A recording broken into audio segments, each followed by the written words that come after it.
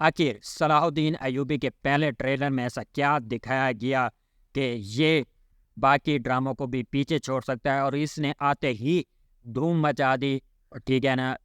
مجھے تو لگتا ہے یہ ہے عثمان کو بھی پیچھے چھوڑ دے گا۔ تو آئیے جانتے ہیں اصل وجہ، لیکن اس سے پہلے ابھی تک میرے چینل کو سبسکرائب نہیں کیا ہوا تو چینل کو سبسکرائب کر کے ساتھ ہی بیل نوٹیفیکیشن کو دبا دیں۔ تو چلو ویڈیو کو شروع کرتے ہیں۔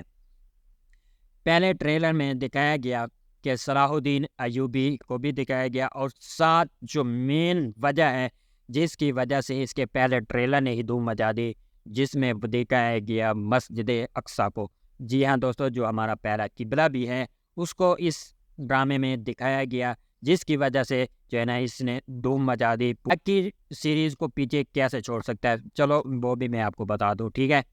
باقی اگر ہم سیریز دیکھیں وہ بھی اچھی سیریز ہیں، ان میں فتح بھی دکھائی گئی ہیں، لیکن وہ فتوحات نہیں دکھائی گئی جو اس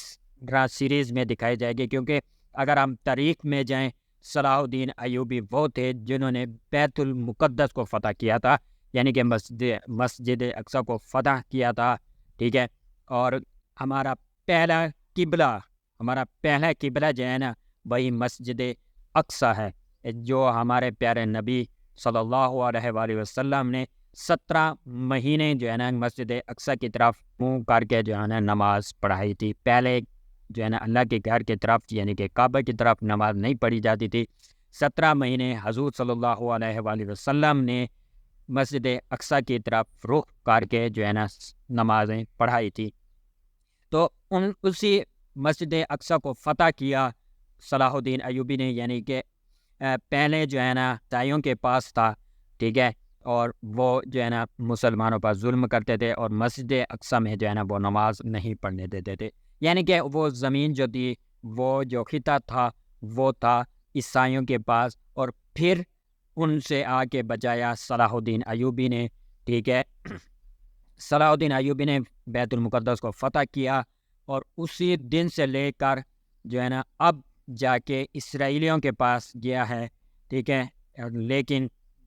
اتنے سالوں تک مسلمانوں کے پاس ہی وہ جو ہے نا مسجد اقصیٰ رہی، اس لیے ہر بات میں کہتے ہیں کہ ایک صلاح الدین ایوبی اور ہوتا تو آج یہ فلسطینی بھائیوں کی یہ جو حالت ہے یہ نہ ہوتی۔ باقی ڈراموں کو اس لیے پیچھے چھوڑ سکتا ہے کیونکہ اس میں سب سے بڑی فتح دکھائی جائے گی، یعنی کہ بیت المقدس کی فتح دکھائی جائے گی۔ پہلے ٹیزر میں یہی دکھایا گیا، صلاح الدین ایوبی کو بھی دکھایا گیا، ساتھ ساتھ مسجد اقصیٰ کی بھی جھلک دکھائی گئی، جس سے مسلمانوں میں یہ جذبہ پیدا ہو رہا ہے، ٹھیک ہے، کہ وہ اس ڈرامے کو دیکھیں کہ صلاح الدین ایوبی نے کس طرح جو ہے نا بیت المقدس کو فتح کیا ہے۔ شاید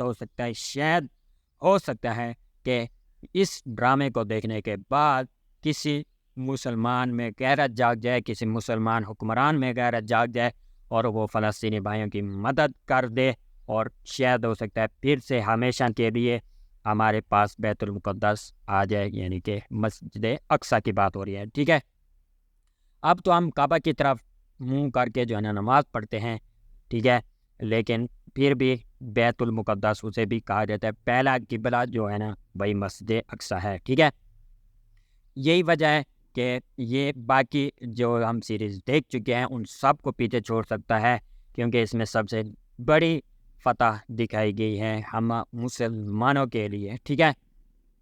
آج اور ایک بات اور ہے، یہ اس ٹائم پر یہ ڈرامہ آیا ہے جس ٹائم پر جو ہے نا آج فلسطینیوں بھائیوں پر ظلم ہو رہے ہیں، اور مسجد اقصیٰ یعنی کہ کسی اور کے پاس ہے، یعنی کہ اسرائیلیوں کے پاس ہے، لیکن کچھ دن پہلے الحمدللہ اذان ہوئی تھی مسجد اقصیٰ میں، لیکن پھر بھی غزہ ایک شہری بچہ ہے اور وہ بھی اس پر جو ہے نا ابھی ظلم جاری ہیں۔ تو